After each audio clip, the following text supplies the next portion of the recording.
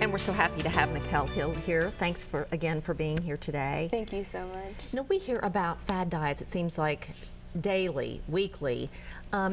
What's your approach to helping parents to get their kids to eat better? You're so right. It's confusing. And that's why I really started Nutrition Stripped about 3 years ago, to create a platform, a resource for parents, for everybody, to really get wellness and balance under control. And you know, at its core, healthy eating is really, it's not complicated. As long as you have the tools, the resources that you need, you can make it work for you and make it really fun and delicious. Well, you know, the rate of obesity is so high, especially in our great state, and it's just climbed, the rate of obesity among children and adolescents in recent years. So what are really basic tips that parents can use to get the kids on the right track? Yeah, I think the biggest one is being a really solid role model. And I know that's kind of hard for a lot of us to think, but to get back to the core of what whole foods are, and eating a lot of fruits, vegetables, nuts, seeds, beans, legumes, and making that work in your daily life. Also, a really big tip is to prepare ahead of time. So always making sure that we have healthy food on hand, snacks, lunches. If I were to kind of give you a blueprint for healthy lunches, it would be to have a couple servings of healthy fats, carbohydrates, protein, veggies, really simple. So anything that you would make for lunch or snacks, that can be a really good start for them. How about, okay, you're packing, let's say you're packing a child's lunch. Yeah. What would be the perfect child's lunch to pack? So depending on their preferences, this would be an ideal situation, okay. Right? So maybe half of an avocado with like a little lime and sea salt. I know I might be getting deluxe here, but it's really simple. That's a healthy fat, and it's going to give you a lot of vitamins and minerals too. And then maybe it's chicken or a protein that they like, or beans, veggies. Maybe they like carrot sticks or celery, and then having some water or tea, which is actually really great for antioxidants, some caffeine-free tea. And that would be a really good lunch. And then maybe some carbohydrates like oatmeal or sweet potato or something. What if they're super picky though? What do? Do you have to hide things, trick them? You have to be a little sneaky, Yeah. a little bit sneaky. Okay. So I think the easiest way to sneak in some veggies is smoothies. They're so easy for breakfast. You can even pack them for their lunch, but make them engaged and make it relatable to them. So one of my biggest tips is to make a green smoothie. It's green, it's fun. You can call it the Incredible Hulk, or you can, you know, make a bright colored smoothie with fruits and vegetables and make it relatable to them. That makes sense. That totally makes sense.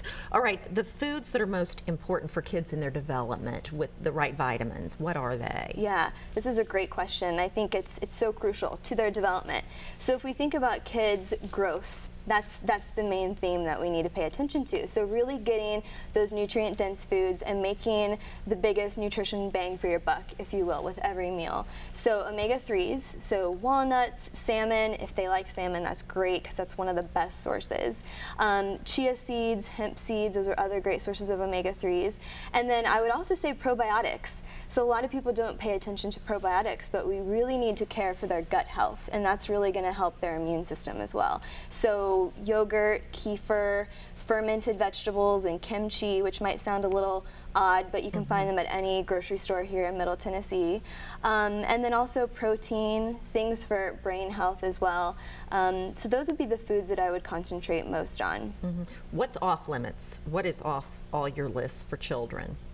I would honestly say the same foods I would limit for adults, I would limit for children too. So refined sugars, processed packaged foods, trans fats, soda, candy. I don't want to ban them, right? We don't want to use that word ban, because we also want to create a good behavior around food and how, you know, how they can create balance in their adult life.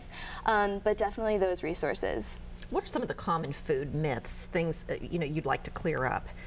I'd like to clear up a lot. But I would say the biggest that I hear from clients is an all or nothing mentality, that we have to be 100% healthy all of the time. No sugar, ever. No, yeah, just really strict. And you know, to be quite honest, that's just not enjoyable, because food is so much more than physical nutrition. It's cultural, it's emotional, it's mental. So I like to have an 80-20%, and we can apply this to kids as much as we can apply it to ourselves as adults. But 80% of the time eating nutrient-dense balanced foods, as healthy as possible, and then the 10 to 20% wiggle room, you know, maybe chocolate or pizza or candy. But again, this really instills that balance and a really good relationship with food for kids. Yeah, denying, it's like a strict diet. You want it to be a lifestyle. I hear that over and over because diet just sounds like you're denying somebody something. It has to be part of an entire lifestyle. If you could help educate both kids and adults about eating, you know, for good health, what's your message?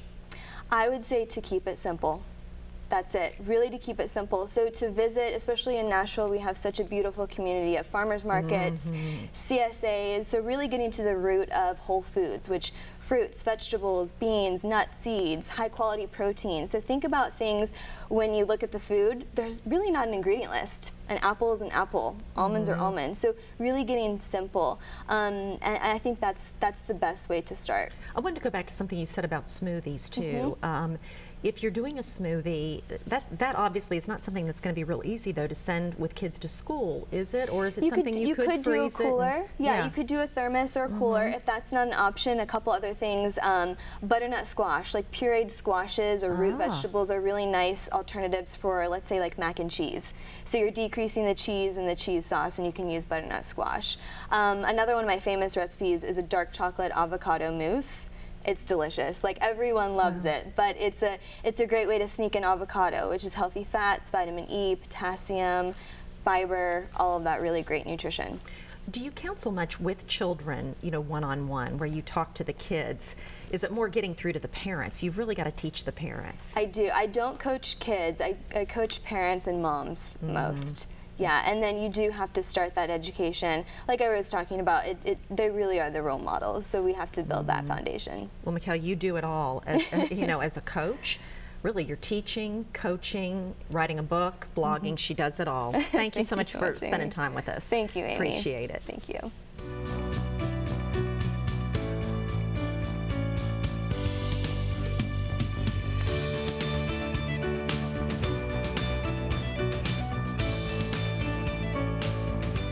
Thank you for watching Community Health Matters. Learn more ways to improve your health at communityhealthmatters.org. And remember, here in Middle Tennessee, our community health matters.